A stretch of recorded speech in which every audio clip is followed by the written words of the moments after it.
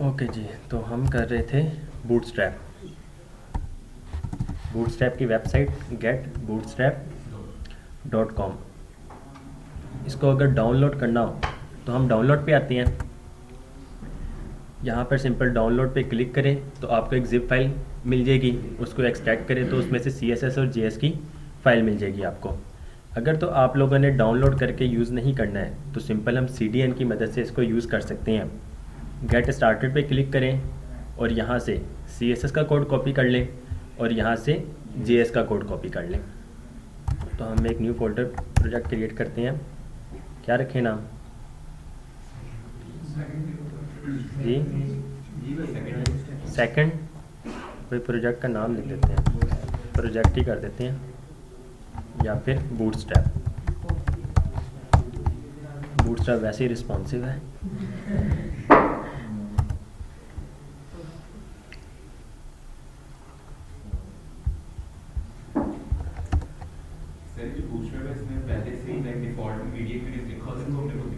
लिखी हुई है पहले से ना, सारी चीज़ें लिखी हुई हैं। ये फ्लैक्स बॉक्स की मदद से है जी। नहीं, ओके जी। तो लाइट या डार्क? लाइट ही ना, मतलब यहाँ पे लाइट ही है। index.html।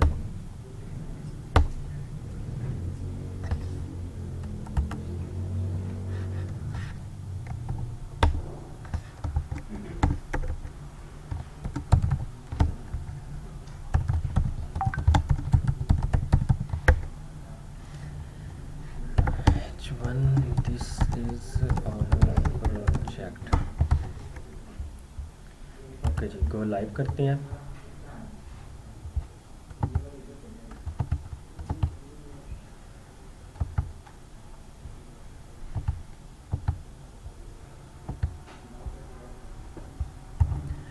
अब बूटस्ट्रैप को यूज़ करने का तरीका सिंपल, CSS कॉपी किया हमने,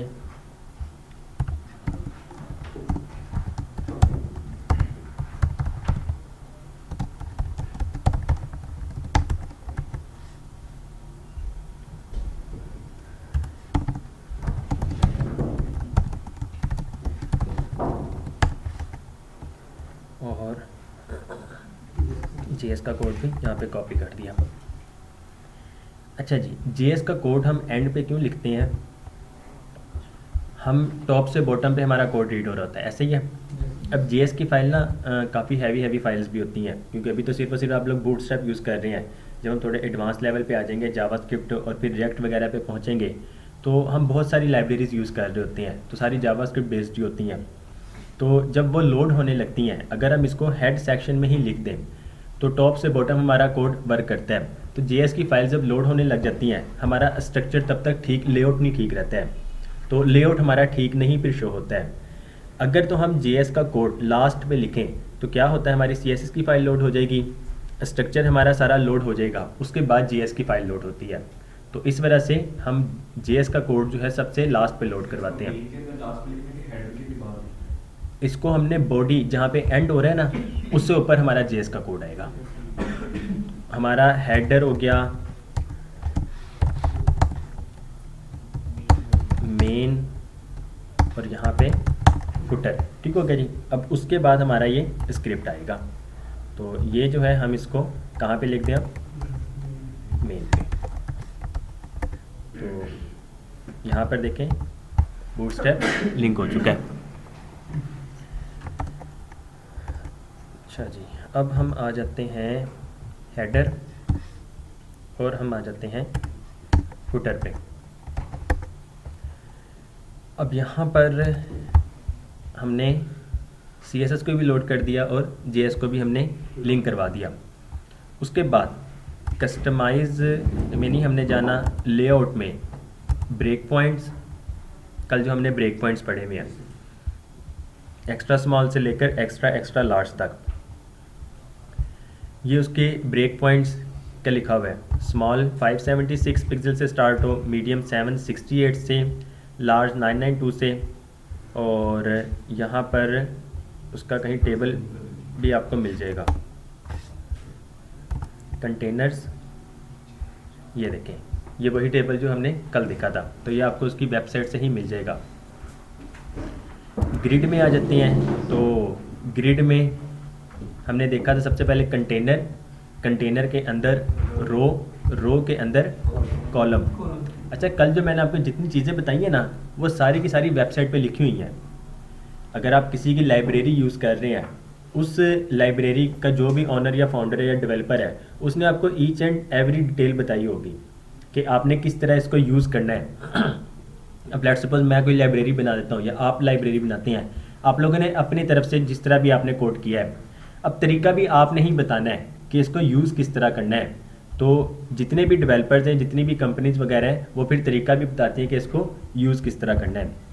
तो कंटेनर, रो और कॉलम, यही रूल फॉलो करेंगे तो आपका कोड सही वर्क करेगा और रिस्पॉन्सिव बनेगी आपकी वेबसाइट। अदरवाइज़ आपका कोड फिर सही वर्क नहीं करेगा और ना ही फिर रिस्पॉन्सिव वेबसाइट बनेगी। ओके जी, उसके बाद कॉलम्स, वर्टिकल अलाइनमेंट करनी हो, वर्टिकल अलाइनमेंट भी कर सकते हैं। ये सारी उसकी क्लासेस लिखी हुई हैं। रो में ही अलाइन आइटम्स स्टार्ट, अगर आप लोगों को याद हो, फ्लैक्स स्टार्ट, सेंटर और फ्लैक्स एंड, उसी तरह जी ये वर्टिकल के लिए अलाइन आइटम्स स्टार्ट करेंगे तो ये टॉप पे रहेगा, सेंटर करेंगे तो सेंटर पे align item centre, align items and करेंगे तो वो उसके एंड पे आ जाएगा। अब ये क्या चीज़ होगी, ये फ्लैक्स बॉक्स है, ये फ्लैक्स बॉक्स है। बाय डिफ़ॉल्ट आप लोग खुद से इसको फ्लैक्स बॉक्स की मदद से कर सकते हैं, लेकिन बूटस्ट्रैप में बनी बनाई क्लासेस हैं, सिंपल एक क्लास लिखें और उससे वो आपका कोड वर्क कर जाएगा। बहुत सारी हैं, इसमें आपको देखनी पड़ेगी। आप जब वर्क कर रहे होंगे, आपको जिस चीज़ की समझ नहीं लग रही होगी, आप फिर वो बूटस्ट्रैप की वेबसाइट पे आके देख लेंगे। डॉक्स में होगी या डॉक्स में, ये उसके डॉक्यूमेंट्स में ही है। उसके बाद कंटेंट में टाइपोग्राफी, इसमें आपको H1 देखेंगे तो ये H1 है, H6 का ये साइज़, फॉन्ट साइज़ वगैरह। अगर आप किसी भी किसी P एलिमेंट को भी क्लास H1 दे दें तो क्या होगा, वो हेडिंग 1 के साइज़ में आ जाएगा। एक्चुअल में रहेगा वो P एलिमेंट ही, जब गूगल उसको डिटेक्ट करेगा आपको वो पैराग्राफ ही मिलेगा, लेकिन फॉन्ट साइज़ जो होगा वो हेडिंग 1 का होगा। अगर हमने कोई नैव बार या कोई भी अपनी वेबसाइट में यूज़ किया, उसको कस्टमाइज़ करना है, उसको क्लास से कस्टमाइज़ करना है, हमने स्टाइलिंग से, अपनी मर्जी होगी। आप बूटस्ट्रैप की क्लासेस भी यूज़ कर सकते होंगे और अपनी क्लासेस भी बना के, ऑप्शंस और चीज़ें तो उसमें स्टाइलिंग मैंने हमारे अपनी स्टाइलिंग में होगा, सारी सी बात है। ओके जी, ये हेडिंग्स इस तरह डिस्प्ले 1 कर दें तो आपका डिस्प्ले 1 इस तरह का नज़र आएगा, फिर डिस्प्ले 2 से लेकर डिस्प्ले 6 तक है। तो ये फ़ॉन्ट साइज़ वगैरह, फ़ॉन्ट स्टाइल वगैरह, ये सारी चीज़ें इसमें डिफरेंस होंगी बस।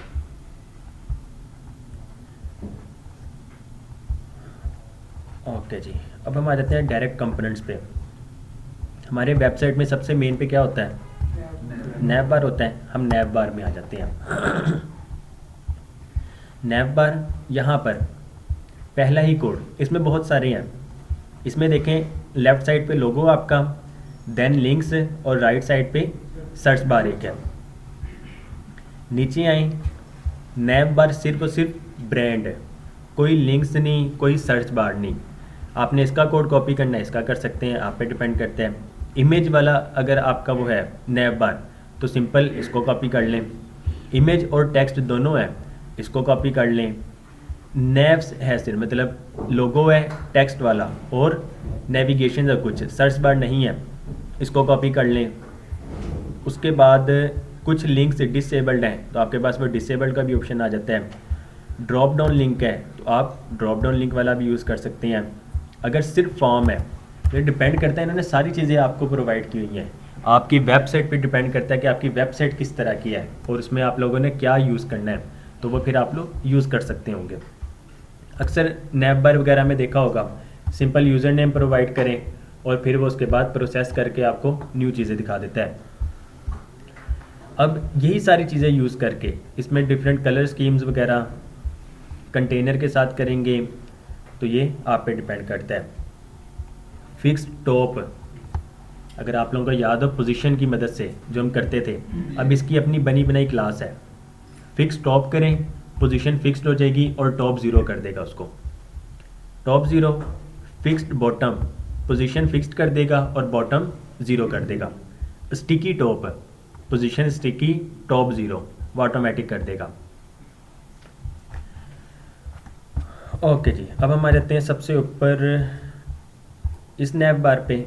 सिंपल इसका कोड कॉपी करें और अपनी वेबसाइट पे आके इसको पेस्ट कर दें, रन करें। आपकी वेबसाइट में देखें नैव बार आ गया। ठीक हो गया जी। अब ये नैव बार देखें, जैसे ही हम स्मॉल स्क्रीन में आ जाते हैं, जैसे स्मॉल स्क्रीन में आते हैं नैव बार लिंक सारे के सारे अब आपके इसमें आ गए।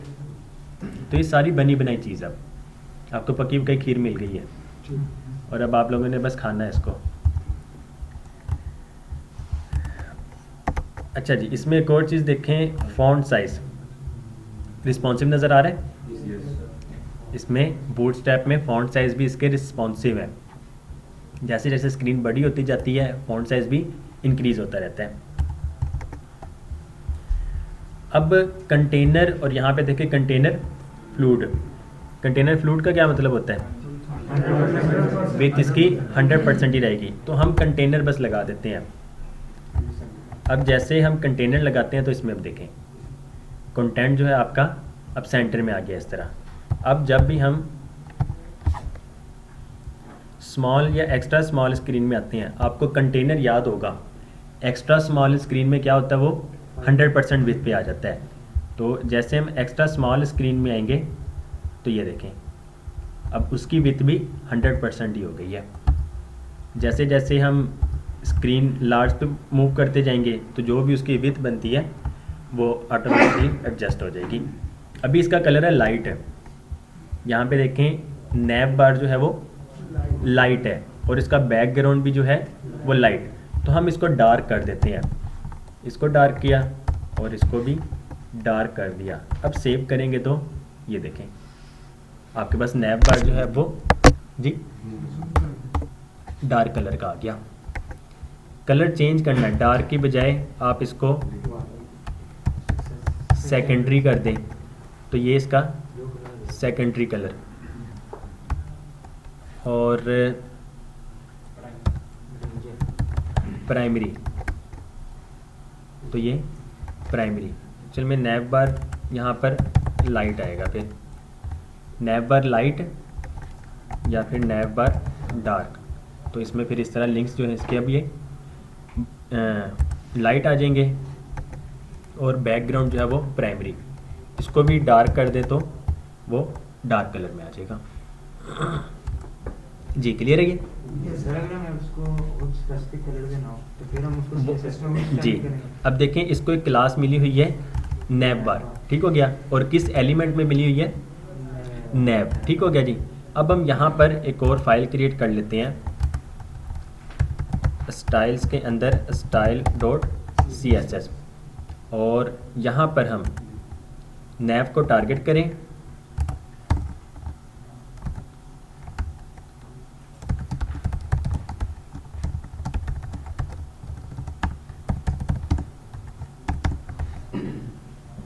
इस नैव को टारगेट करके क्लास नैव बार टारगेट करते हैं। नैव एलिमेंट जिसको क्लास मिली हुई है नैव बार। बैकग्राउंड कलर इसका आप लेट्स सपोज एक्वा कर दें और इसको आप दे दें इम्पोर्टेंट। तो ये देखें अब इसका कलर चेंज हो जाएगा, क्योंकि उसके ऊपर जो है ना बूटस्ट्रैप, उसने हर एक एलिमेंट को, हर क्लास को, हर स्टाइल को इम्पोर्टेंट किया हुआ है। तो फिर इस वजह से लाजमी नहीं हर को किया जाए, पहले एक बार ट्राई कर लें। इंपॉर्टेंट के बगैर अगर काम कर रहा है तो ठीक है, अदरवाइज़ इंपॉर्टेंट दे दें तो वो फिर वर्क करने लग जाएगा। कलर्स के लिए हमें पता है हमारी जिसमें से हम कलर उठाते हैं, तो इसमें से कोई भी एक कलर सेलेक्ट कर लें तो वो भी आप कलर दे सकते होंगे। सिंपल लेट्स सपोज अगर ये वाला कलर देना है तो हैशटैग में ये कलर लग जाएगा।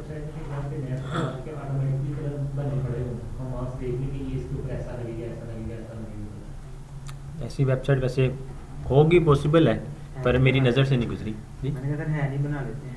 हाँ जी, बना भी सकते हैं, जावास्क्रिप्ट की मदद से बन सकती है इजीली। आइडिया अच्छा है रिजवान साहब, आपका फाइनल ईयर प्रोजेक्ट दिया जाएगा इस चीज़ का। ओके जी, नैब बार क्लियर है? कोई सवाल किसी का? जी आप सब क्लियर है? सर ये कलर जो नैब बार में ही आएगा, बाकी दूसरी वेबसाइट पे तो नहीं आएगा? नहीं, हमने सिर्फ नैब बार को भी टारगेट किया ना। ये वाली वेबसाइट को भी अगर आप ये भी काम देंगे तो नहीं हो जाएगा, यहाँ से कलर हम उठा के वहाँ पे बैकग्राउंड कलर चेंज करते जाएंगे बस फोल्डर से। मैं समझा नहीं आपकी बात। फोल्डर से हम जो कोड पड़े हुए हैं वो वहाँ पे जाके फिट करते जाएंगे, बनते जाएंगे। जी हाँ जी, ओके जी। लोगो अगर यहाँ पे अब देखें, आपके पास है नैब बार लिखा हुआ है, ठीक हो गया। इसको हम कर देते हैं बूटस्ट्रैप, लिखते हैं, आपके पास ये बूटस्ट्रैप आ जाएगा। यहाँ पे देखें पहले नैब बार लिखा हुआ है, अभी एंकर टैग क्लास नैब बार ब्रांड href यहाँ पे हैश टैग है। अगर हम इसको index.html कर दें तो अब जब भी इस पर क्लिक होगा तो क्या होगा, हमारा index.html का पेज आ जाएगा। तो ये आपका नैब बार अभी लिखा हुआ है। हम इसका टेक्स्ट चेंज कर दें, बूटस्ट्रैप कर दें, तो यहाँ पर अब फिर बूटस्ट्रैप लिखा हुआ आ जाएगा।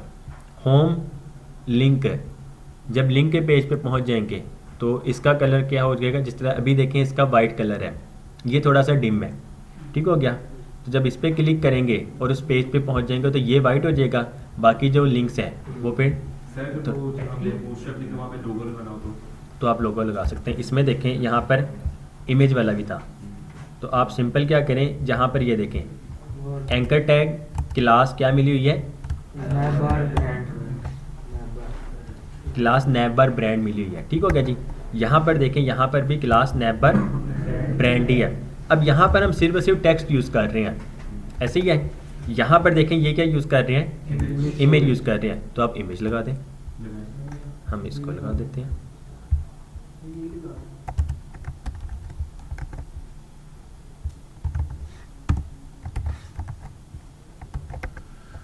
अपनी वेबसाइट पे हैं तो ये, अच्छा जी, ये इमेज नहीं है एक्चुअल में, इसका जो लिंक होगा, अच्छा अब ये देखें इमेज सोर्स डायरेक्ट डॉक्स पे आ रहा है, इसके पीछे कोई यूआरएल वगैरह नहीं आ रहा है, ऐसे ही है। तो ये किस तरह हम अचीव कर सकते हैं? सर यहाँ पर हम अपनी गूगल ड्राइव के ऊपर पिक्चर थैंक के उसका लिंक यहाँ पर कर देंगे जी, गूगल ड्राइव के ऊपर पिक्चर थैंक के उसका लिंक यहाँ पर लगा देंगे, वो वहाँ से सर्च कर लेंगे। नहीं यहाँ पे देखें ना, ये सोर्स में तो हम या तो फिर यूआरएल देते हैं पूरा, अब ये यूआरएल जो है ना ये इनकी अपनी वेबसाइट का ही है, पीछे https://getbootstrap.com इस तरह कुछ लिखा हुआ है, लेकिन यहाँ पे आपको वो चीज़ नज़र नहीं आ रही है, नहीं आ रही है ना, हमने ये पढ़ा हुआ है अगर याद हो तो जी। नहीं बैकग्राउंड यूआरएल नहीं, ये लिंक कहीं पे लिखा हुआ है इसके पीछे सर वो सारे लिंक उसमें जी। जहाँ पे हमारा चैप्टर नंबर 2 था लिंक्स का, हमने उसमें एक एंकर टैग पढ़ा था और एक और टैग भी पढ़ा था, बेस एलिमेंट। अब इन्होंने क्या किया है, उस बेस एलिमेंट में वो https docs इस तरह का कुछ लिखा हुआ है, ये देखें करंट सोर्स https://getbootstrap.com इन्होंने ये लिखा हुआ है। अब इसमें क्या है कि जितनी भी इमेजेस हैं इनके सर्वर से ही आ रही हैं, तो इन्होंने बेस एलिमेंट में जाके यूआरएल बस एक बार ये लिख दिया है, तो क्या होगा उसमें से वो इसको इमेज मिलती जाएगी।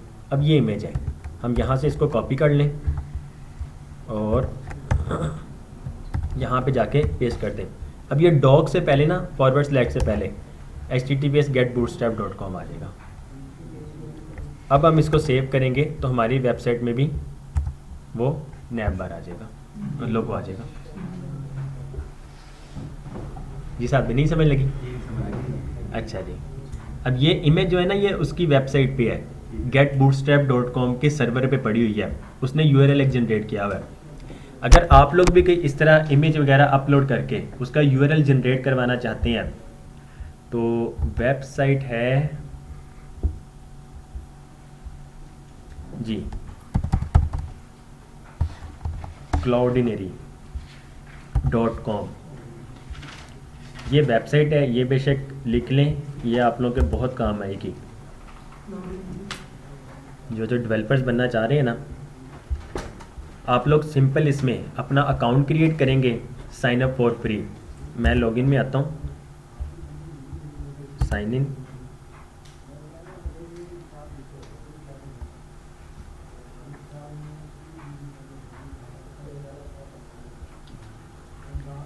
तो ये देखें मैं अपने इस क्लाउडिनेरी के पोर्टल पे पहुंच चुका हूँ। ठीक हो गया जी। अब यहाँ पर सिंपल मीडिया लाइब्रेरी पे आ जाएं। मीडिया लाइब्रेरी पे आके अब ये देखें, ये एक इमेज मैंने अपलोड की हुई है, ये सैंपल। यहाँ पर अगर मेरे पास कोई इमेज हो, फॉर एग्जांपल ये एक इमेज है। ठीक हो गया जी। अब ये तो रिलेटिव है, ज़ाहिर सी बात मेरे अपने सिस्टम पे है। अगर मैं इसको अपलोड करके मैं यूज़ करना चाहूँ तो मैं कैसे कर सकता हूँ? सिंपल यहाँ पे अपलोड,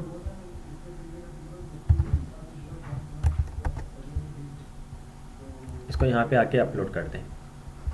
अब ये अपलोड हो रही है, 100% कंप्लीट, ये इमेज आ गई। ठीक हो गया जी हमारे उसमें। अब यहाँ पे देखिए लिंक आपको नज़र आ रहा है, आ रहा है सुमान भाई? नहीं आ रहा? ठीक हो गया। कॉपी यूआरएल, कॉपी किया तो ये कॉपीड हो गया।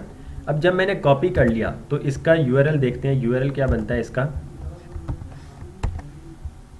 ये इसका यूआरएल है।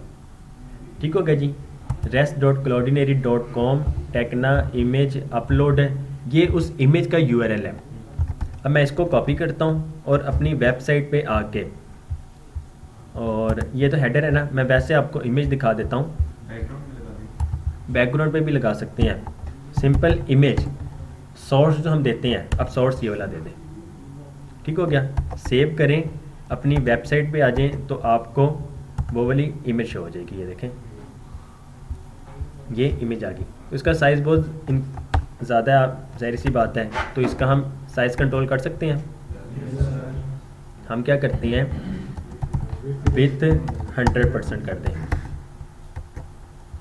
तो अब देखें विथ 100% होगी। हाइट इसकी ऑटो है। अब जैसे जैसे हम इसको स्मॉल स्क्रीन में आते जाएंगे, ये ऑटोमेटिकली रिस्पॉन्सिव भी बन जाएगी। किसी भी इमेज को रिस्पॉन्सिव बनाने का तरीका ये है, आप उसकी विथ 100% कर दें तो उसका जो भी पेरेंट एलिमेंट होगा उसकी विथ 100% हो जाएगी, वो उसके अंदर रहेगा, और हाइट उसकी ऑटो रहेगी। तो ये देखें, कोई अभी तक आपका हॉरिजॉन्टल स्क्रॉल बार नहीं आया। क्लाउडिनेरी के इसमें आई थिंक 5 GB है मेरा ख्याल है जी। लेकिन अगर आप ये डिलीट कर देंगे तो ये इमेज भी नहीं आपको मिलेगी दोबारा। ऐसी बात है ना, जब उसके कुछ केबीज़ में है। ये इस टाइम बनी हुई है 237 KB की, और ये इमेज बहुत ज़्यादा बड़ी है विथ और हाइट इसकी, तो वो आप पे डिपेंड करता है। अब ये मैंने एक इमेज अपलोड की थी 1000 × 526 पिक्सल्स, तो इसका जो साइज़ बन रहा है 72 KB बन रहा है। तो सिर्फ ये तो एक स्टोरेज होगी, उसके बाद जितनी आप लोग उसको यूज़ कर रहे हैं उसकी बैंडविड्थ भी कंट्रोल होती है। अब बैंडविड्थ इस टाइम 0 बाइट यूज़ हुई हुई है लास्ट 7 डेज़ में। Storage 98.7 MB। तो इसमें ना कोटा होता है कि आप लोग कितनी बैंडविड्थ तक यूज़ कर सकते हैं। लेट्स सपोज 100 KB की एक फ़ाइल है, तो 100 KB की फ़ाइल वो कोई अगर 10,000 बार डाउनलोड कर ले तो पॉसिबल है कि आपकी वो बैंडविड्थ कंप्लीट हो जाए फ्री वाले में। उसके बाद फिर आपको पे करना पड़ता है। वैसे मैंने आपको एक एग्जांपल दिया है, लेकिन वो 1000 से बहुत ज़्यादा आप लोग यूज़ कर सकते होंगे। जब आपके वो सर्वर से रिक्वेस्ट आएगी तो डाउनलोड तो इनके सर्वर से होगी ना, तो वो फिर बैंडविड्थ में कंट्रोल हो जाती है।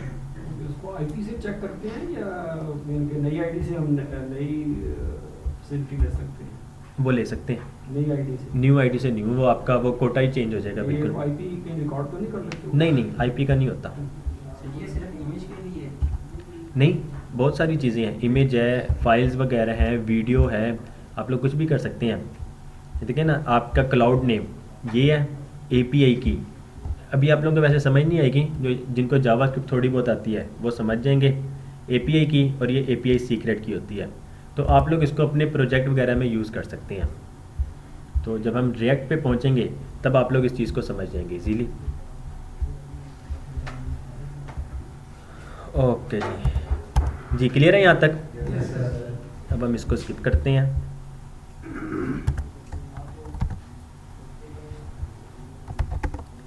हेडर हमारा कंप्लीट है। अब ये देखें, इसमें एक डिसेबल्ड लिंक है, आप इसको क्लिक नहीं कर सकते हैं, तो ये डिसेबल्ड लिंक। अच्छा, इसको ना फ़िलहाल स्किप करें ताकि आपको टेक्स्ट जो है वो क्लियर नज़र आए। ठीक हो गया जी। लिंक ड्रॉप डाउन और ये डिसेबल्ड क्यों है? क्योंकि यहाँ पर नैव बार पे आके आप लोग देखेंगे तो ये देखें, उसको सिर्फ और सिर्फ क्लास दी हुई है डिसेबल्ड की, तो वो क्लिकेबल ही नहीं अब लिंक है, वो लिंक अब फिर क्लिकेबल नहीं है। अगर आप इसको डिसेबल्ड से ख़त्म कर दें, क्लास ख़त्म कर दें, तो अब देखें आप इसको क्लिक कर सकते होंगे, पर ये एंकर टैग है और इसको href नहीं प्रोवाइड किया गया है, तो इस वजह से इस पर वो हैंड का एरो नहीं आ रहा था, कर्सर नहीं आ रहा था। अब देखें वो कर्सर वो वाला आ गया। अच्छा, एक चीज़ है, जब हम इस पे जी, अगर इसके ऊपर ड्रॉप डाउन लिस्ट बनानी हो, ये बनी हुई है साथ वाले में बनाना, तो वो सेम कॉपी कर लें। ये अनऑर्डर लिस्ट है, ये ड्रॉप डाउन लिखा हुआ है, और ये li क्लास नैव आइटम ड्रॉप डाउन। ठीक हो गया जी। ये लिस्ट आइटम है, इस पूरे लिस्ट आइटम को कॉपी करें और नीचे पेस्ट कर दें, और यहाँ पर बस देखें, इसको एक आईडी मिली हुई है, इस ड्रॉप डाउन को एक आईडी मिली हुई है, और एक पेज पे सिर्फ और सिर्फ एक ही आईडी हो सकती है। तो आप लोग सिर्फ और सिर्फ इस आईडी को चेंज कर दें। हम इसको 1 कर दें तो ये चेंज हो जाएगी। ऐसे ही है ना, ऊपर नैव बार ड्रॉप डाउन मिली हुई है, हम इसको नैव बार ड्रॉप डाउन 1 कर देते हैं, और नीचे भी जाके नैव बार ड्रॉप डाउन 1 जहाँ पे वो यूज़ हो रहा है उसको चेंज कर दें। अब क्लिक करें और यहाँ पर आके ड्रॉप डाउन लिखा हुआ है, ड्रॉप डाउन 1। ठीक हो गया, या फिर ड्रॉप डाउन बाय रिजवान कर देते हैं। तो अब क्या होगा, ये देखें, एक ड्रॉप डाउन और एक ड्रॉप डाउन बाय रिजवान, उसके अंदर लिंक्स वगैरह। अब ये भी एंकर टैग ही है, ड्रॉप डाउन आइटम, सिर्फ और सिर्फ टेक्स्ट चेंज करें और जिस पेज पे उसको नेविगेट करवाना है वो यहाँ पे प्रोवाइड कर दें। तो ये आप पे डिपेंड करता है। इसमें एक और चीज़, आप किसी भी एलिमेंट को रिमूव भी कर सकते हैं। अच्छा, अब ये देखें, ये जो लिंक है ये वाइट कलर का नज़र आ रहा है कि ये एक्टिव है, ऐसे ही है, बाकी सब में वो चीज़ नहीं है। तो वो किस वजह से है, यहाँ पर क्लास इसको एक्टिव मिली हुई है। आपने जब किसी और पेज पे नेविगेट करना है, पूरा हेडर कोड कॉपी कर लें, नेक्स्ट पेज पे पेस्ट कर दें, वहाँ पे जिस पेज पे वो आ गया है, लेट्स सपोज कॉन्टैक्ट अस का पेज है, होम, और ये कॉन्टैक्ट अस का पेज हो गया। तो जब आप कॉन्टैक्ट अस के पेज पे आ जाएं, यहाँ से कट कर दें और इसको यहाँ पर पेस्ट कर दें, तो अब क्या होगा, कॉन्टैक्ट अस एक्टिव हो जाएगा जब हम कॉन्टैक्ट अस के पेज पे होंगे। तो अभी हम होम पेज पे ही हैं, तो आप होम पेज पे ही रहने दें इसको। नहीं हम बार-बार जाके पहले करा रहे ये मुझे सर पे जावास्क्रिप्ट का शुरू होगा ये बात। जावास्क्रिप्ट के थ्रू भी हो सकता है, अभी तो हम सिर्फ यहाँ पर है ना, वो तो जब हम रिएक्ट पे पहुँचेंगे। अच्छा, अभी देखें, हम जितने भी पेज बनाएंगे, HTML CSS बूटस्ट्रैप अगर सिर्फ यूज़ कर रहे हैं या जावास्क्रिप्ट भी सिर्फ यूज़ कर लें, तो लेट्स सपोज अगर 100 पेज बना रहे हैं तो 100 बार हेडर का कोड लिखना पड़ेगा, ऐसे ही है। कहीं पे भी एक बार चेंजेस अगर करनी पड़े तो 100 की 100 फाइल में जाके चेंजेस करनी पड़ेगी। रिएक्ट में क्या होता है, आप लोग सिर्फ और सिर्फ एक फाइल क्रिएट करते हैं और उसको आप 1000 टाइम्स भी यूज़ कर सकते हैं, जितनी बार आप यूज़ करना चाहें। अगर आपने कभी भी चेंज करना है तो सिंगल एक फाइल पे जाके चेंज करते हैं, वो पूरी वेबसाइट में चेंज हो जाता है। तो रिएक्ट का फिर ये बहुत फ़ायदा है। ओके जी, एक और चीज़, हम कॉन्टैक्ट अस के पेज पे आए, डिसेबल्ड पे आए, या फिर दोबारा होम पे तो वैसे भी क्या है, यही है। अभी आपको शायद समझ ना लगे, हम जब पेज थोड़ा सा इंक्रीज़ हो जाता है तो मैं आपको दोबारा बाद में दिखाता हूँ। अच्छा जी, हेडर हमारा कंप्लीट हो गया, हेडर हमारा कंप्लीट हो गया, ठीक हो गया जी। अब हम आ जाते हैं मेन पे। मेन पे हमारे पास सर अगर सिचुएशन चेंज करनी हो हमने, आई थिंक जो हमने लिंक्स लगाए हैं उसको लेफ्ट साइड पे लेके आना उसी के अंदर, तो हम कर सकते हैं इसी हेडर में। किस चीज़ को, मींस कि ये जो हमारा सर्च बार है लेफ्ट साइड पे, उसको राइट साइड पर लेफ्ट साइड पे लेके आना चाहें तो हम कर सकते हैं। कर सकते हैं। एक ही क्लास के जरिए। जी जी, इसमें ये देखें यहाँ पे ना क्लास लगी होगी, डिस्प्ले फ्लेक्स, ठीक हो गया, इसको फ्लेक्स किया हुआ है। और यहाँ पर आके ये form control margin end to,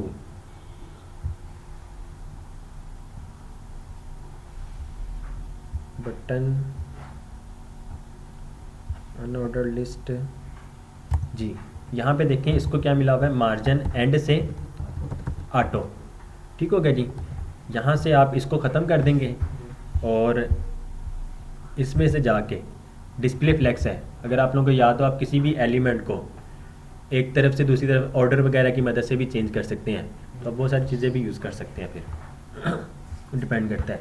अगर तो वैसे ही इसको यहाँ पर ही लेकर आना है और लिंक्स को यहाँ पर लेकर आना है तो सिंपल HTML की मदद से भी आप लोग कर सकते हैं, डिपेंड करता है। अच्छा जी, मेन पे हम आ जाते हैं। सबसे पहले स्लाइडर हमारे पास, उसके बाद कुछ सर्विसेज, उसके बाद हमारे पास फैक्स आ जाता है और कुछ भी आप लोग कर सकते हैं। कॉन्टैक्ट पेज भी आ सकता है, सॉरी कॉन्टैक्ट फॉर्म, और फुटर में आके फिर आपका फुटर आ जाएगा। ओके जी, सबसे पहले स्लाइडर। स्लाइडर के लिए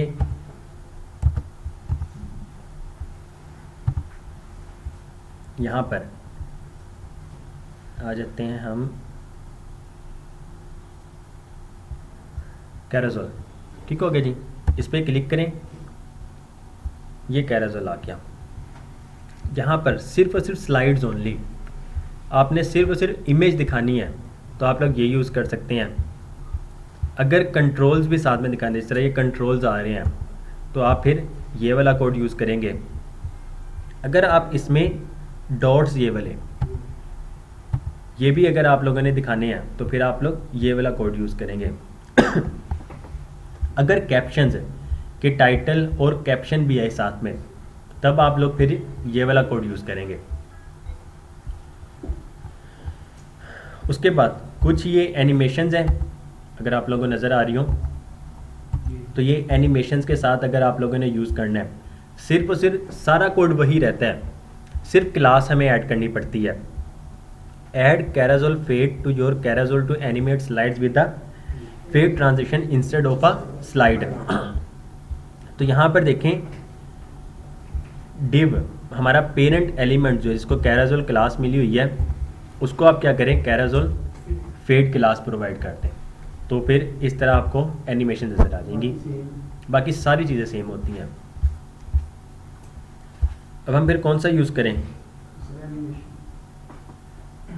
ओके जी, पहले हम सेकंड स्लाइड इस पे आ जाते हैं। सिर्फ और सिर्फ स्लाइड या फिर इंडिकेटर्स वाला हम यूज़ कर लेते हैं। हम कॉपी करें और कोड पेस्ट करते हैं, ठीक हो गया जी। अब जैसे ही हम इसको सेव करते हैं तो हमारी वेबसाइट में वो लग गया, ठीक हो गया जी। आपको यहाँ पे देखें ये डॉट्स नज़र आ रहे हैं, लेकिन कोई इमेज वगैरह शो नहीं हो रही है, कोई इंडिकेटर्स नहीं आपको वो लेफ़्ट और राइट वाले शो हो रहे हैं, क्योंकि इसमें इमेज नहीं है। तो हम यहाँ से कुछ इमेज देख लेते हैं। अगर पुराना कोई प्रोजेक्ट पड़ा हो तो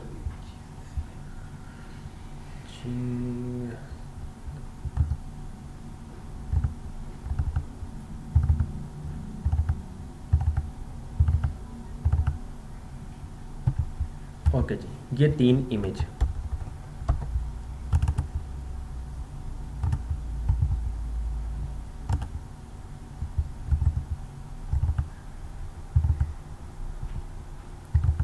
प्रोजेक्ट में हमारा बूटस्ट्रैप, इसमें हम एक और न्यू फोल्डर क्रिएट कर लेते हैं इमेजेस का, जिसमें हम इमेजेस रख देते हैं। इमेजेस रखी हमने।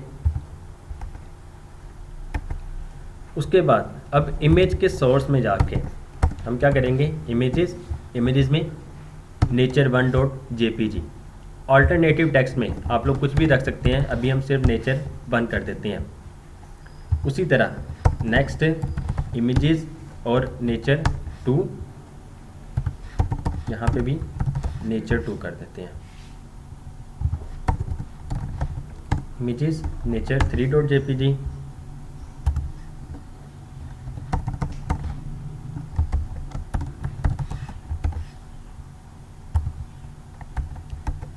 ओके जी, सेव किया। जैसे हम अपनी वेबसाइट में आते हैं तो ये देखें वो कैराजोल लग गया। अब जब आप इस पर लेफ़्ट और राइट कोई भी क्लिक करें तो वो इसको स्मॉल स्क्रीन करिए। मोबाइल व्यू पे डायरेक्ट देख लेते हैं। तो ये मोबाइल व्यू आपका मीडियम मोबाइल इसी बिट से ज़्यादा नहीं जी, लेट सपोज iPhone 12 Pro, ठीक हो गया जी। ये iPhone 12 Pro का व्यू है हॉरिजॉन्टली, मतलब पोर्ट्रेट में। अगर हम इसको लैंडस्केप में ले जाते हैं तो ये लैंडस्केप में आ जाता है इस तरह। इस पर क्लिक करें तो आपका ये नेविगेशन बार आ जाता है। पोर्ट्रेट में करें तो आपका फिर नेविगेशन बार इस तरह आ जाएगा। तो ये आप पे डिपेंड करता है रोड बन सकते हैं, ये जो लंबी लाइन लगी है क्या चीज़, इसके ऊपर जो लाइन लगी है ये डॉट्स ये वाली। हम इसको फिर कस्टमाइज कर सकते हैं। इसको टारगेट कर लें कि ये इंडिकेटर्स जो है आपके, इंडिकेटर्स जो हैं वो कौन से शो हो रहे हैं कहाँ पे। हाँ जी, अब ये बटन लगे हुए हैं, ठीक हो गया जी।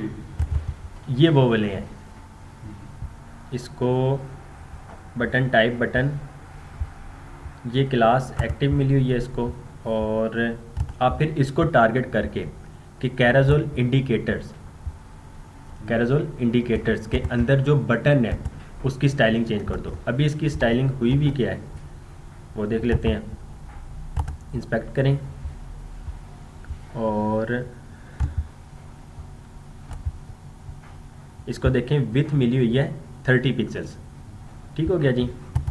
और अगर आपको नज़र आ रहा हो विथ मिली हुई है 30 पिक्सल्स, आप इसकी विथ कम कर दें।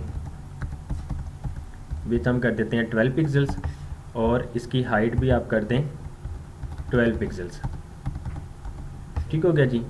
और इसको अब आप बॉर्डर रेडियस दे दें 50%, तो ये सर्कल हो जाएगा। जितनी विथ उतनी हाइट, बॉर्डर रेडियस उसको 50% दे दें। तो कोई भी कोड हम CSS फाइल में जा सकते हैं। ये फिर हम CSS की में जाके करेंगे, फिर हमें स्टाइलिंग की हम यहाँ से कोड कॉपी करके इसमें चेंजिंग कर हम कर सकते हैं। अब देखें ना, अब मैं रिफ्रेश करूँगा तो ये ओरिजिनल कंडीशन में आ जाएगा। अब हमने क्या करना है, कैराजोल इंडिकेटर्स कॉपी करें, डॉट कैराजोल इंडिकेटर्स, वो सिलेक्ट हो गया। उसके अंदर जितने भी बटन है ये सिलेक्ट हो गए, with 12 pixels, height 12 pixels, border radius 50%। तो इसको आप इम्पोर्टेंट दे दें, मे बी वहाँ पे इम्पोर्टेंट लगाओ। रन करें तो आप देखें अब ये सर्कल में आ गए जी। क्लियर है? कोई सवाल किसी का? सर ये 3 इमेजेस लगे हुए हैं, तो इधर कितने ज़्यादा लगा सकते हैं? जितनी मर्जी, आप पे डिपेंड करता है सर मैं रिंग सर्कल तो नीचे से कुछ होंगे जी। फिर क्या होगा, जितने आप लोग इमेज लगा रहे हैं उतने ही फिर आप लोग इंडिकेटर्स भी ऐड करते जाएंगे, ठीक हो गया। लेट्स सपोज मैं एक और लगा के दिखाता हूँ। हम nature2 को दोबारा एक नीचे लगा देते हैं, ठीक हो गया जी। रन करते हैं तो इमेज अगर यहाँ से देखें 2 आ गया, 3, अब दोबारा से 2 आएगा। अब ये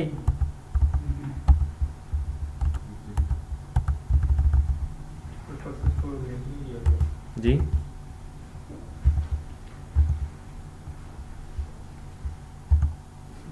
टू थ्री, ओके जी, अब ये इमेज आ गई। अब हमने क्या करना है, सिंपल यहाँ पर भी जाके और यहाँ पर 0 1 2 और यहाँ पे अब हमने कर देना है इसको 3, ठीक हो गया, एक नंबर मज़ीद ऐड कर देना है और यहाँ पर इसको स्लाइड 4 कर दें, रन करें तो अब ये देखें आपके पास 4 का आ गया। इस पर क्लिक करेंगे, इस पर आ जाएगा, यहाँ पर आएंगे, यहाँ पे और यहाँ पे, ठीक हो गया जी। उसके बाद इसको नहीं छेड़ना, ये सिर्फ और सिर्फ लेफ़्ट और राइट के लिए कि प्रीवियस हो जाए और नेक्स्ट हो जाए। जी क्लियर है? कोई सवाल किसी का? अब हमारे रहते हैं सर्विसेज पे। सर्विसेज में आपको कैराजोल के साथ ऊपर ही कार्ड मिल जाते हैं, ये बने बनाए कार्ड, ठीक हो गया जी। ये कार्ड बने बनाए आपको मिल जाते हैं। हमने क्या करना है, सिंपल कोड कॉपी करना है और अपनी वेबसाइट में आके कितनी सर्विसेज हम ऐड करें, 3 कर दें। लेट्स सपोज एक हम डिव बना लेते हैं, उस डिव के अंदर कंटेनर, उसके अंदर रो के अंदर कॉलन, एक्स्ट्रा स्मॉल और स्मॉल में 12 हो जाए, मीडियम में आके क्या हो जाए 4 कर देते हैं ताकि वो 4 पे ही रहे, 4 4 4 और लार्ज तक या एक्स्ट्रा लार्ज तक भी 4 पे ही रहे। तो अब देखें कंटेनर रो, उसके अंदर क्लास में कॉलम 12, एक्स्ट्रा स्मॉल और स्मॉल में 12 का हो, जैसे ही मीडियम में आए तो मीडियम से अब कोई भी स्क्रीन पे पहुंच जाए वो 4 पे ही रहेगा। इसी को नीचे पेस्ट कर दें।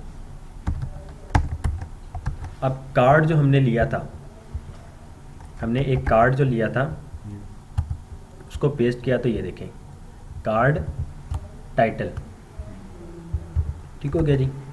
अब यही चीज़ कार्ड टाइटल और यही चीज़ यहाँ पर भी कार्ड टाइटल, तो ये आपको 3 कार्ड नज़र आ रहे होंगे।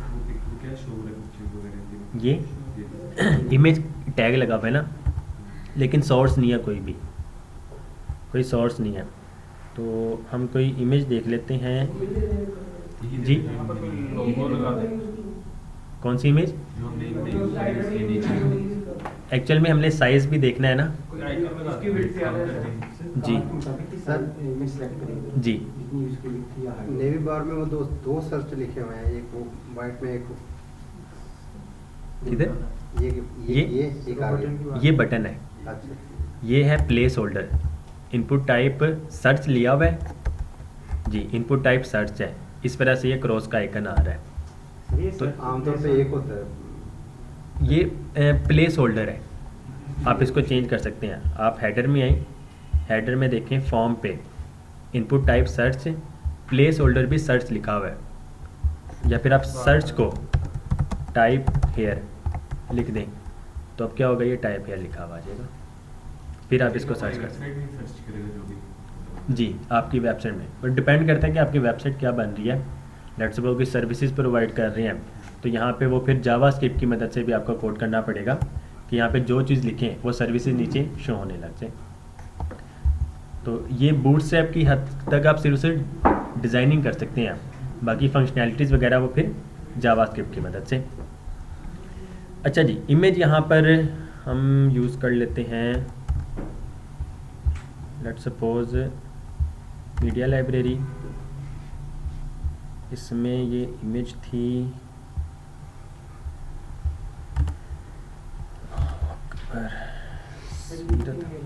जी, मैं चेंज करना चाह रहा हूँ पिक्चर्स। लेट्स सपोज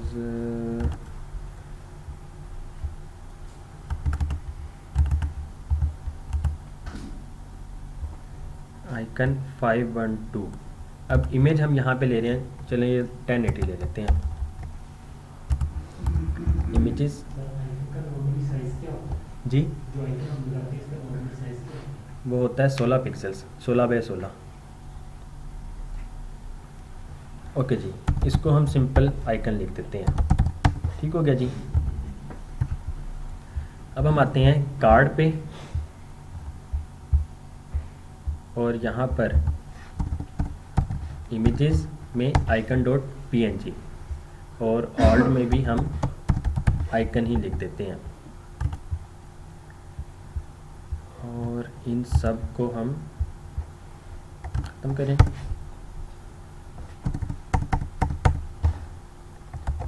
रन करें और अपनी वेबसाइट में आते हैं तो यहाँ पे ये देखें आपकी इमेज, कार्ड टाइटल, उसकी डिस्क्रिप्शन और गो समवेयर ये आपको लिखा हुआ नज़र आ रहा है जी।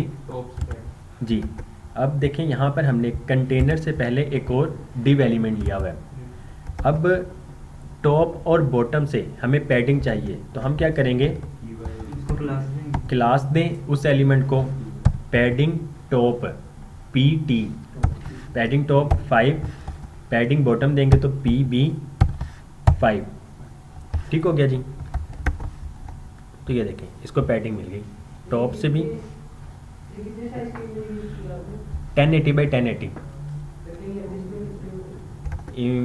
MBs में तो नहीं होगी, ये KB में होगी।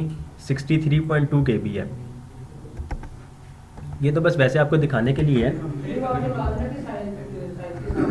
जी। एक्चुअल में अब वो ये भी देखा जाता है कि आप इमेज में जो है ना बहुत सारी चीज़ें फिर मैटर करती हैं कि आप कितने बिट की यूज़ कर रहे हैं, शार्पन कितनी है, कितने कलर्स यूज़ हुए हैं, किस क्वालिटी की है। तो अगर आप इसको और मज़ीद रिड्यूस भी कर सकते हैं सेम साइज़ को ही 1080 बाई 1080 जी, शार्पनेस कम हो जाएगी। अच्छा जी, अब यहाँ पे कार्ड टाइटल लिखा हुआ है, कार्ड टाइटल, तो इसको आप चेंज कर सकते हैं ओवर या फिर सर्विस 1 और जो भी टेक्स्ट लिखना हो आप लोग टेक्स्ट लिख सकते हैं और यहाँ पर ऑर्डर नो या फिर कॉन्टैक्ट नो, तो ये भी आप लोग कर सकते हैं। और कॉन्टैक्ट नो पे आके जहाँ पे ये लिखा हुआ है आप इसको contact.html के पेज पे लेके जा सकते होंगे। जैसे ही सेव करते हैं तो ये देखें आपके पास सर्विस 1, डिस्क्रिप्शन उसकी और कॉन्टैक्ट नाउ। अभी देखें इसकी विड्थ जो है यहाँ से लेकर यहाँ तक है, 100% पे नहीं आई है। तो स्टाइल में इसको विड्थ मिली हुई है 18 रैम। तो आप अगर इसको ख़त्म कर दें तो अब क्या होगा, इसकी विड्थ जो है ये देखें अब ये 100% पे आ गया। तो सेम आप इसको जितने भी कॉलम हैं आप उसको 3 बार कॉपी कर दें मज़ीद, तो आपके पास सर्विस 1, 2 और ये 3 हो जाएगी।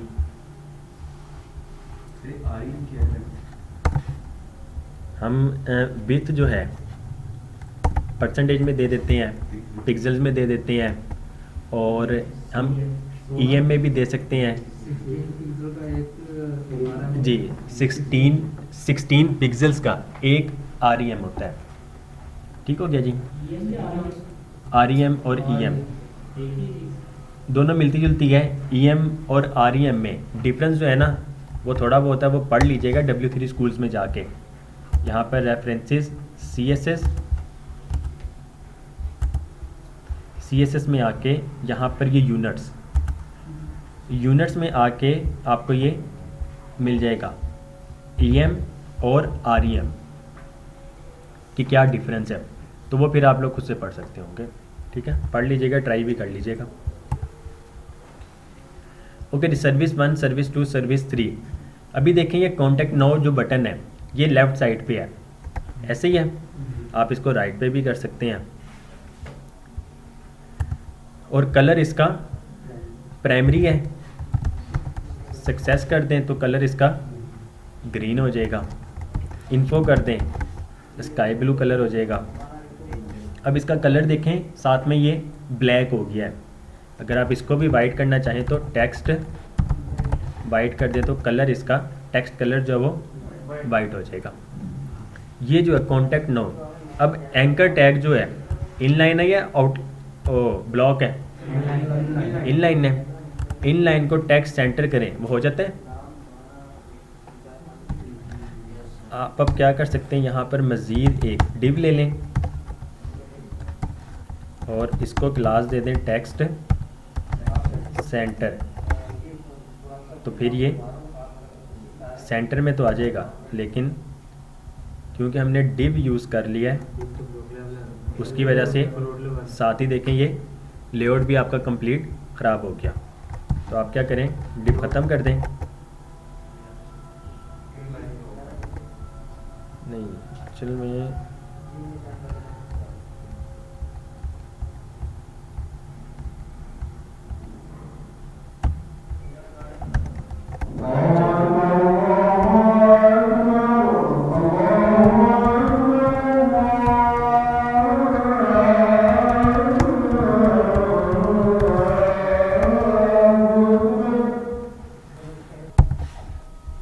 Okay ji.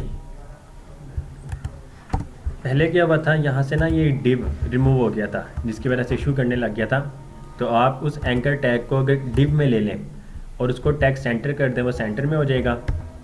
टेक्स्ट एंड कर दें तो क्या होगा, ये राइट पे आ जाएगा।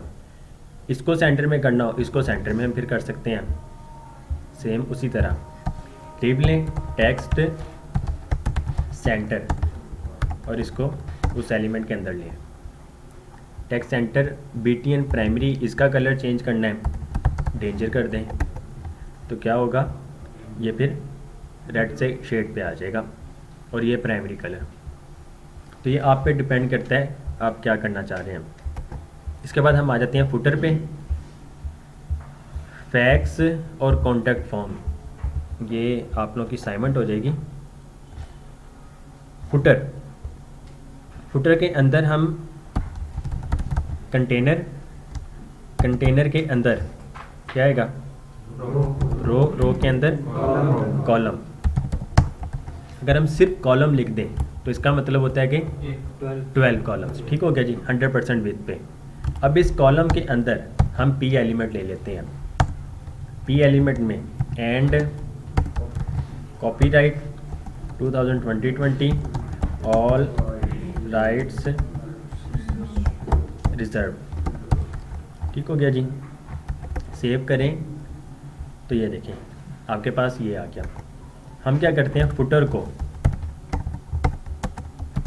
क्लास BG डार्क कर देते हैं। BG डार्क से मतलब बैकग्राउंड डार्क। रन करें तो ये देखें बैकग्राउंड डार्क आपके पास आ गया। अब हमने क्या करना है, यहाँ पर आके P को क्लास टेक्स्ट वाइट कर दें तो क्या होगा, टेक्स्ट ये वाइट हो जाएगा। अब देखें यहाँ पे नीचे स्पेसिंग आ रही है, क्यों आ रही है जी? बॉटम पे वो तो हमने इस एलिमेंट को दिया ना, मेन को, हमने फुटर को तो नहीं दिया। तो ये नीचे स्पेस क्यों आ रही है ये मज़ा भाई? स्टार्ट नहीं होती किसको कर दिया उसको नीचे तो ऊपर पोजीशन ऊपर से, ये जो टेक्स्ट तो ऊपर से स्टार्ट होगा ना, टेक्स्ट तो ऊपर से स्टार्ट होगा। ये नीचे स्पेसिंग क्यों आ रही है? हमने कोई ना इसकी हाइट सेट की है ना कुछ और किया है। किसको कैसे? हमने तो फुटर को कोई पैडिंग ही नहीं दी है। देखें बाय डिफ़ॉल्ट कोई पैडिंग होती नहीं इसको।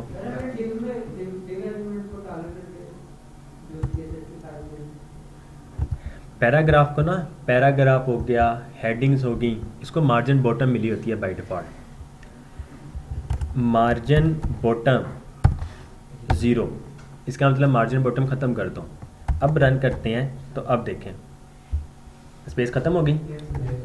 अब हम क्या कर सकते हैं, हम इसी को पैडिंग बाय हम इसको दे देते हैं 3 कर देते हैं। रन करें तो ये देखें अब टॉप और बॉटम से प्रॉपर एक वो हो गया। अच्छा जी, पैडिंग बाय टॉप और बॉटम दोनों, ऊपर हमने देखा था हम सेम चीज़ ही कर रहे हैं, पैडिंग टॉप 5 और पैडिंग बॉटम 5। तो हम इसको फिर एक ही कोड में लिख देते हैं PY5, इससे हमारा कोड कम हो जाएगा। ठीक हो गया जी, PY5, तो ये सेम काम ही करेगा। अच्छा जी, अब ये लेफ़्ट पे स्टार्ट हो रहा है, हम इसको टेक्स्ट सेंटर कर सकते हैं, टेक्स्ट सेंटर, तो क्या होगा, ये सेंटर में आ जाएगा। अभी ये इसको font weight bold, font weight bold से क्या होता है, वो टेक्स्ट जो है वो बोल्ड हो जाता है। ठीक हो गया जी, ये आप कर सकते हैं। उसके बाद कॉलम हमने यूज़ किया, हम एक और कॉलम यूज़ कर लेते हैं। ठीक हो गया जी, एक और कॉलम हमने यूज़ कर लिया। अब हम क्या करते हैं, ये कॉलम जो है स्मॉल और एक्स्ट्रा स्मॉल में 12 और मीडियम में 6 का हो जाए, क्योंकि हमने सिर्फ 2 कॉलम यूज़ करने हैं। उसी तरह कॉलम 12 कॉलन मीडियम में जो है ये 6 का हो जाए। तो अब देखें, अब ये यहाँ पर आ गया और यहाँ पर हमारे पास कुछ स्पेसिंग है, तो हम क्या कर सकते हैं, यहाँ पर सिंपल एंकर टैग, और अक्सर यहाँ पर होता है प्राइवेसी पॉलिसी .html, यहाँ पर भी प्राइवेसी पॉलिसी लिख दें, उसके बाद ये साइन ऐड कर दें, और यहाँ पर ये एंटर के ऊपर वाला है बटन, तो शिफ्ट प्रेस करके जब वो प्रेस करेंगे, अगर सिंपल करेंगे तो इस तरह होगा, शिफ्ट करेंगे तो इस तरह होगा, ये स्टाइलिंग आ जाएगी बस ना, दरमियान में सिर्फ बॉर्डर नहीं हो सकता। ओके जी, प्राइवेसी पॉलिसी हो गई, और टर्म्स एंड कंडीशंस .html, तो यहाँ पर भी टर्म्स एंड कंडीशंस रन करें, तो ये देखें privacy policy terms and condition. हम क्या करते हैं, हम इसको, अभी हमने इसको सेंटर में किया हुआ है, हम सेंटर ख़त्म कर देते हैं, तो ये लेफ़्ट पे आ गया।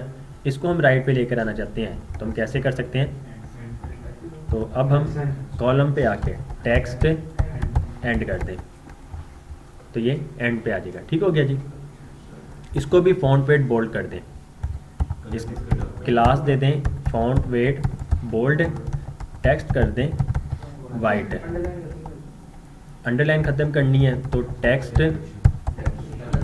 डेकोरेशन नन, रन करें तो नन हो गया।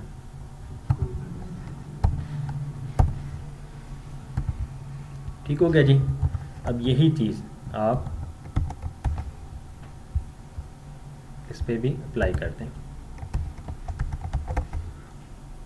तो ये चीज़ होगी। लेकिन यहाँ पे हमने ये लगाया हुआ है टेक्स्ट, ये नहीं आपको शो हो रहा ना, तो आप क्या कर सकते हैं इसको, अच्छा अब इसमें कोई स्टाइलिंग वगैरह करनी हो तो कैसे कर सकते हैं, हम इसको फिर स्पैन एलिमेंट में रख दें, और क्लास इसको दे दें text white font weight bold. तो ये देखें आपका privacy policy terms and condition, underline बेशक अगर ना भी ख़त्म करें ताकि प्रोमिनेंट हो जाए कि ये लिंक है। अभी देखें लिंक का पता नहीं लग रहा था,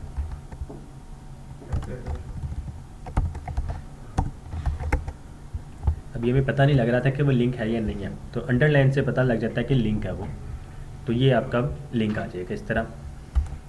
अब जैसे ही हम स्मॉल स्क्रीन पे आते हैं, फुल स्मॉल स्क्रीन पे आ जाए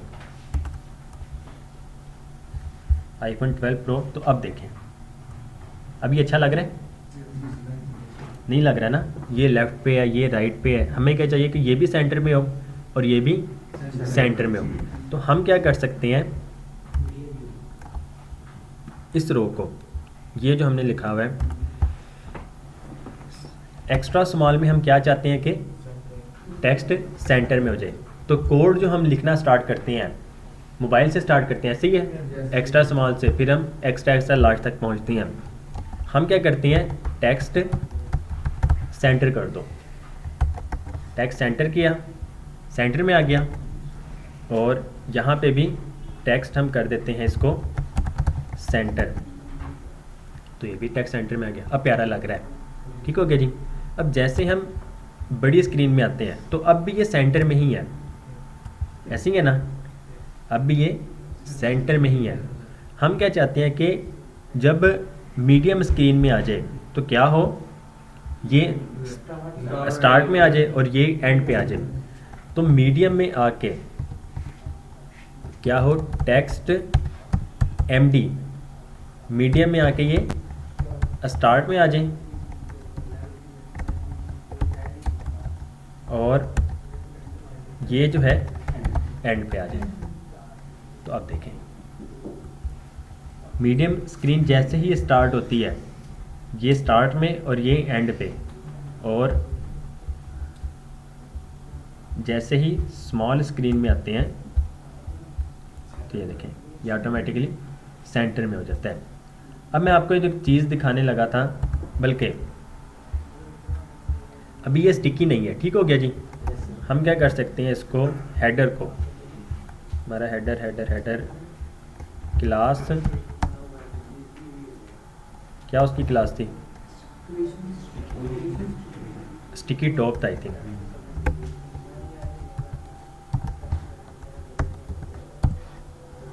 स्टिकी टॉप, तो अब ये हमेशा टॉप पे स्टिक रहेगा। जैसे हम आते हैं नीचे नीचे तो ये भी साथ साथ हमारे अब ये स्टिक हो चुका है। अब मैं फिर वो फिक्स्ड हो जाएगा और ये जो है हमारे पास स्पेस आ रही है, ये कैराजोल भी थोड़ा टॉप पे चला जाएगा जी, अपनी जगह छोड़ दें। वो हमारा जो पोजीशन वाला लेक्चर था ना, वो थोड़ा रिवाइज कर लीजिएगा, आपको वो हो जाएगा कि फिक्स्ड की क्या मतलब वो होती है चीज़ें, और स्टिकी की क्या होती हैं, एब्सोल्यूट की क्या होती हैं, रिलेटिव और स्टैटिक तो बहुत सिंपल सा है। सर ये जो कार्ड बनाना है इसको मॉडिफाई भी कर सकते हैं, कर सकते हैं, सब कुछ कर सकते हैं। अच्छा जी, अब जैसे मैं कॉन्टैक्ट एस पे क्लिक कर रहा हूँ तो देखें क्या हो रहा है, टॉप पे जा रहा है, ठीक हो गया जी। डिसेबल पे क्लिक कर रहा हूँ तो तब भी वो टॉप पे चला जाता है, हैशटैग की वजह से। अगर हम लिंक ही यूज़ करना चाहते हैं और हैशटैग मतलब ये क्लिक भी हो जाए, टॉप पे ना जाए, तो फिर हम क्या कर सकते हैं, फिर हम जावास्क्रिप्ट का थोड़ा सा कोड लिखते हैं अपने नेविगेशन पे, जहाँ जहाँ हैशटैग है, यहाँ हैशटैग है, यहाँ पे आपने क्या लिखना है, जावास्क्रिप्ट कॉलन वॉइड पैरेंथेसिस 0। सिर्फ और सिर्फ हैशटैग की जगह आपने ये वाला कोड लिख देना है। यहाँ पर भी वही लिख दें, और लेट्स सपोज ये जो लिंक है यहाँ पे भी वही लिख दें। अब रन करते हैं। जैसे ही हम कॉन्टैक्ट एस पे क्लिक करते हैं तो अब देखें कुछ भी नहीं हो रहा है, ठीक हो गया जी। जी किसका, ये जावास्क्रिप्ट क्या करता है, उसको एंकर टैग तो रहने देता है, लेकिन उसके हैश टैग का जो इफेक्ट है उसको वाइड कर देता है जी। इफेक्ट जो ये कोड है जावास्क्रिप्ट वाइड।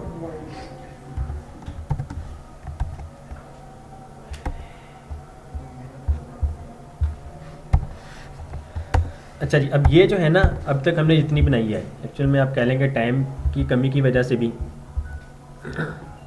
तो ये अब फुली रिस्पॉन्सिव वेबसाइट है इस टाइम। मतलब हमने जितनी भी बनाई है इसमें नैब बार आ गया, कैराजोल आ गया, कुछ सर्विसेज आ गई और फुटर आ गया हमारा। इसके बाद मज़ीद हमने, अब वो आप लोग की असाइनमेंट ही होगी, ये चीज़ तो करनी ही करनी है, ये तो आप लोग वैसे वीडियो से देख के कर लेंगे। इसके अलावा फ्रीक्वेंटली आस्क्ड क्वेश्चंस, ठीक हो गया जी। साथ में टाइटल भी दे सकते हैं, हमने यहाँ पे टाइटल नहीं दिया है, मैं जल्दी से टाइटल दे देता हूँ इसको।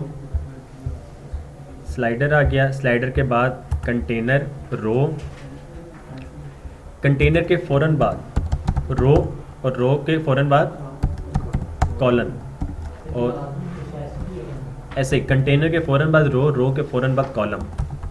टेक्स्ट सेंटर कर दें और H1 आवर वंडरफुल सर्विसेज जैसे रन करें तो ये देखें आवर वंडरफुल सर्विसेज आ गया। इसको अब आप मार्जिन बॉटम दे दें, H1 को दे सकते हैं या फिर आप इस रो को दे सकते हैं मार्जिन बॉटम 4 कर दें। तो ये 4 से इतनी स्पेसिंग आ गई, 5 कर दें तो 5 से थोड़ी ज़्यादा स्पेसिंग आ जाएगी। अब मैं आपको इसका थोड़ा सा बता देता हूँ जल्दी से। 0 इक्वल टू 0, ठीक हो गया जी, 0 pixel. 1 equal to 4 pixels, 2 equal to 8 pixels, 3 equal to 16 pixels. Means के 3 अगर आप यूज़ करते हैं तो वो 1 रैम के बराबर आ जाता है। 4 equal to 24 pixels, 5 equal to कितना होगा? 48। अच्छा, वो कैसे? 4 के बाद 8 के बाद 16 के बाद तो फिर 32 नहीं आना चाहिए था। 16 के बाद तो फिर 32 नहीं आना चाहिए था यहाँ पे, आपने जो कैलकुलेशन की है। वैसे ये बताया था आपने, ठीक ही है कि 48 क्या आता है। उन्होंने अपनी मतलब कोडिंग में इस तरह किया हुआ है। सर ऊपर वाला ऐड करते जाएंगे। ऊपर वाले ऐड नहीं करते जाएंगे, बस ये वैसे एक बार याद कर लें और कुछ भी नहीं इसमें साइंस है। जिस तरह हम करते हैं ना मार्जिन बॉटम 0, इसका मतलब है कि मार्जिन बॉटम क्या मुझे 0 हो जाए। MB1 का मतलब है 4 पिक्सल्स, MB2 का मतलब है 8 पिक्सल्स। उसी तरह 3 equal to 16 pixels, 4 equal to 24 pixels, 5 equal to 48 pixel. Minus में लिखना हो फिर जी, माइनस में वो फिर आप जाके कस्टम कर लें, वो फिर कस्टम करेंगे हम। या मे भी मेरी नज़र से नहीं गुजरा, क्या पता बूटस्ट्रैप ने इसको ऐड कर दिया हो, माइनस की क्लासेस भी ऐड कर दी हों, क्या पता फ्यूचर में कर दें, डिपेंड करता है बहुत सारी चीज़ें। अब बूटस्ट्रैप 4 जो है ना, बूटस्ट्रैप 5 जो है, ये फ्लेक्सबॉक्स और जावास्क्रिप्ट बेस्ड हो चुका है। 4 जो था वो jQuery बेस्ड था। और जिस तरह जावास्क्रिप्ट है, jQuery की मदद से एनिमेशन वगैरह बहुत ऐड हो जाती हैं, तो वो भी एक चीज़ रहने दो उसको। अच्छा जी, ये बस अब